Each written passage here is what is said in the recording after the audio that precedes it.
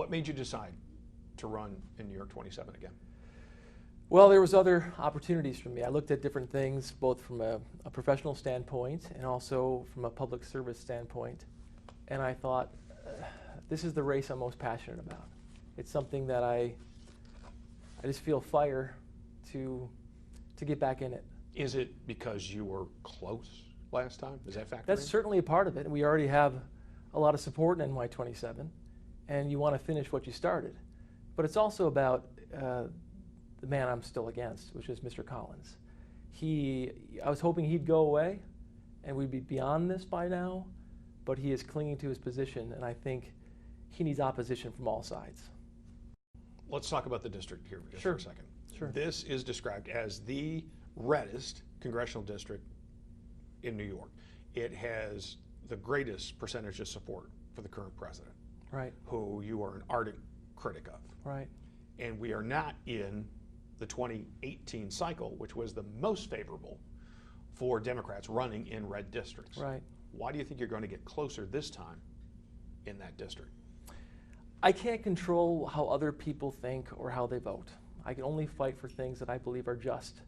And I understand that in many ways this race is the path of most resistance.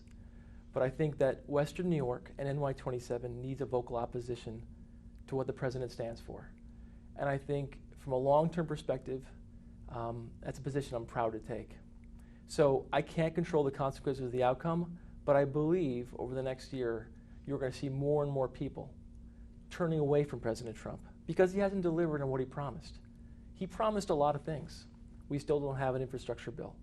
We still don't have any negotiation on pharmaceuticals. There's no movement whatsoever. It's a lot of empty words, and those words are becoming more and more dark and dangerous. So I'm proud of my position in my opposition against the president, and I believe over the next year, the people of NY27 more and more will come and follow behind me and stand for goodness. Do you think the president's a white supremacist? I do. Are you going to campaign in a seemingly pro-Trump district saying the president's a white supremacist? I already have. I ran last year saying it. I said it on radio. Now, there's things like when the president first ran for office, I was hopeful like a lot of other people. I thought this is a man who is from the outside. He has a business background like myself. Maybe he'll think about things differently. Maybe he'll change the status quo. But he has definitely changed the status quo, but not for the better, for the worse. And he is putting our country in a position of continuous stress and turmoil. And the turning point for me really was the Mueller report. I thought he was a person who had tendencies that were wrong. I was somebody I didn't like, someone I wanted to fight against. But now it's to the level where there's clear evidence of wrongdoing. So I will strongly oppose the president. I feel I have a duty to do so. Now, that may cost me votes, you may be right, but it's the right thing to do. If you're in Congress today, are you pushing for impeachment? Absolutely. Absolutely. I'm a lawyer. I went to law school. I worked my way up. I was one of 7. I found a way to get to law school, and I did well. And I understand that this country is built on a respect for the rule of law. And the rule of law is what binds this country together. And we have a president in so many ways who's flaunted the law. Now, you can use pretzel logic to twist your way out of that and use mental gymnastics not to pay attention to it. But just like Mr. Collins, for a lot of Republicans, if a Democrat had done what our president has done, or if a Democrat had done what Mr. Collins had done, there would be strong opposition. So no matter who, a Democrat or Republican, engages in that type of behavior, as someone who seeks public service, I have a duty to oppose it. We don't have a clear indication that Chris Collins is going to run for re-election. It seems more likely seeing he put money into his campaign account. Right. But Donald Trump's name will definitely be on the ballot Right. in 2020 Right. in a pro-Trump district. You're running a very anti-Trump kind of campaign. You think that's a winner there? There's something about doing what's right and letting the consequences follow. The right thing is to stand up to the injustice we see coming out of the White House today. The brinksmanship that we see in Iraq, in North Korea, or with Russia. This behavior is wrong. And it may not be popular. We'll have to see. I hope that it is. I hope that more and more people will see what's happening in this country.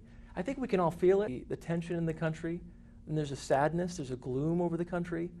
That's not what we were promised. We were promised that he would make America great. I don't feel that. And I think more and more people don't feel that. So I will do what's right, and I'll let the consequences follow. And if I stand as opposition to President Trump, and that hurts me electorally, I know it's the right thing to do, and I'll do it. Okay. To be clear on your positions on several federal issues. Sure. Medicaid for all, you're in favor. I'm in favor of Medicaid for all. Let me explain why. Can I explain why briefly? Sure. Medicaid for all is often portrayed as something that's radical or extreme. Well, it already exists for a large percentage of our population. It's an existing program. And just like the existing program today, you can get additional insurance for Medicaid for all or Medicare for all. So it's not something that's radical. It's something that many, many people listening to this broadcast already have and would not give up. So I want to extend that program to provide a base of coverage for all Americans. But that's increasingly expensive, has eaten up more and more of the federal budget as it has continued to grow, as the population and the participation in the program has gone. How do we pay for that? We already have the most expensive medical system in the world because of inefficiencies. The private market has not led to efficiencies, it's led to inefficiency in this regard. We're spending more than anyone else. It's about allocating resources differently. In a program that has worked to provide good care for a lot of people, that if you tried to run on removing Medicare, you'd receive some of the most fierce opposition imaginable. So expanding that program, finding ways for more and more Americans to be covered in the wealthiest country in the history of the world is not only the right thing to do, it makes sense from a fiscal perspective. The Green New Deal, you're in favor? Well, the Green New Deal is just about talking about climate change in a real way.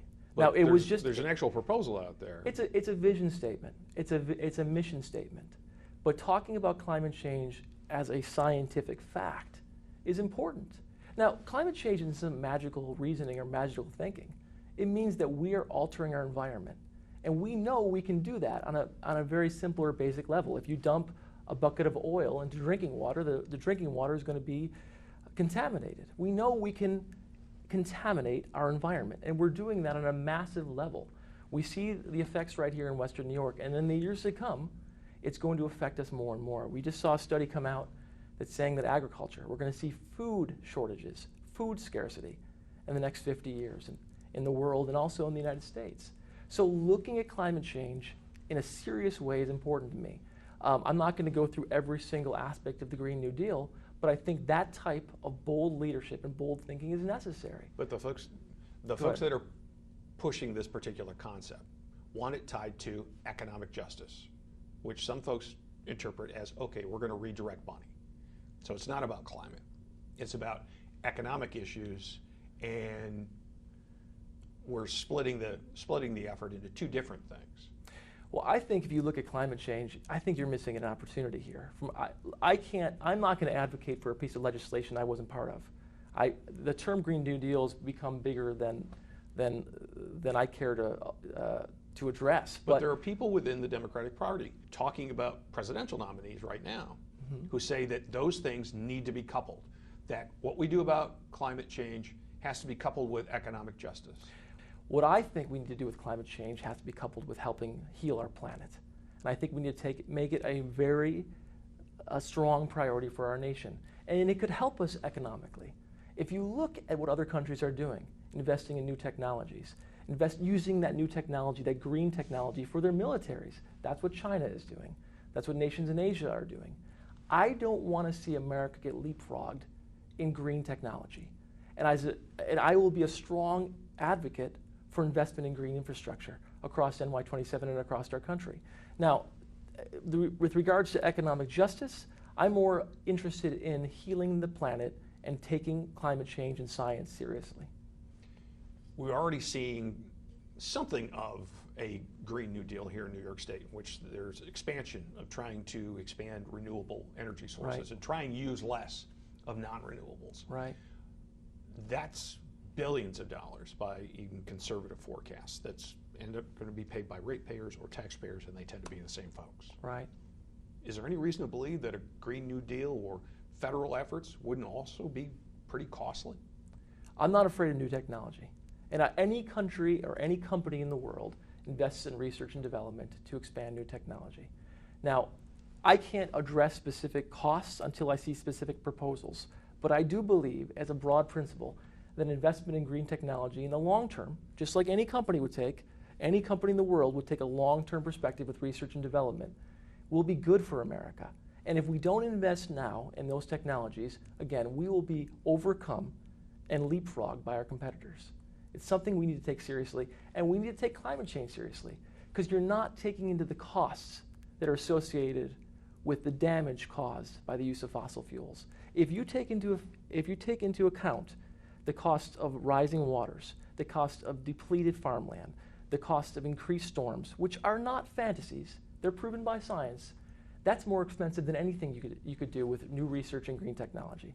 So I come from at a different approach than you do. I believe in investment in new technologies and research and development, and I think over the long term, those technologies will be economically beneficial to America and for the entire world. One of the things that you did that none of the challengers to Chris Collins were able to do effectively is raise money. You're pretty effective at that last year. In this go round, do you have to be careful about who you take money from?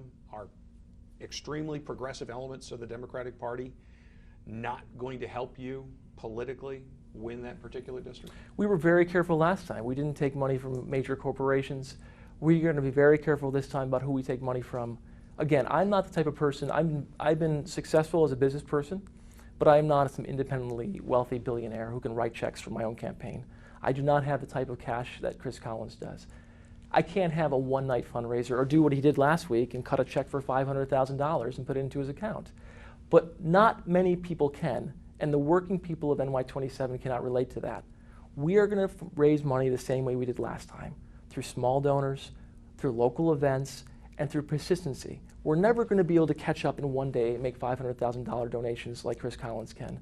But I think we are going to be competitive. And because we're better at it than we were last time, over the course of the next year and a half, you're going to see that we're going to be successful with fundraising.